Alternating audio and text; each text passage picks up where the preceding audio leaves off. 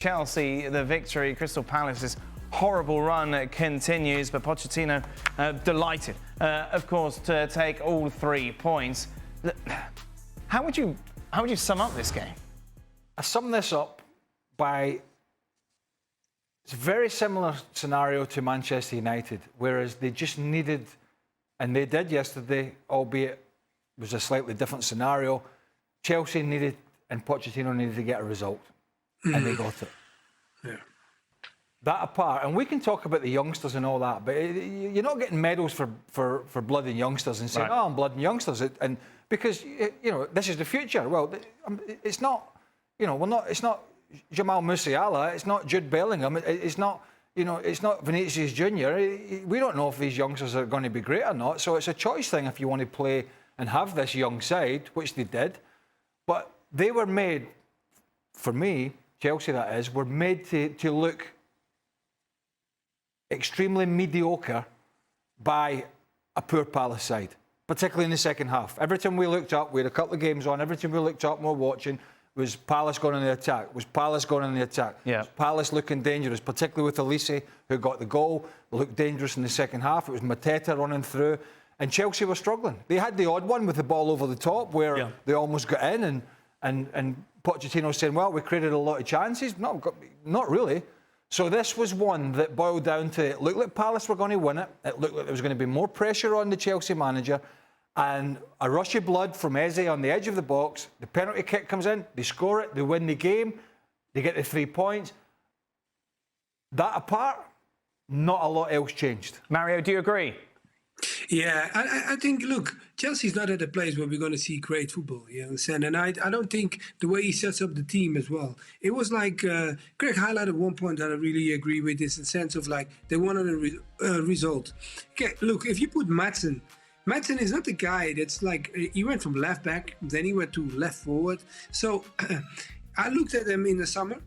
He was playing that position because more likely the team that you're watching now, and Nkunku and Jackson, they were playing in the summer as well when they were starting. Mudryk was playing up front as well. And now watching this team, it's almost similar to it. But the thing was that Palace never used to come to the bridge and be that confident.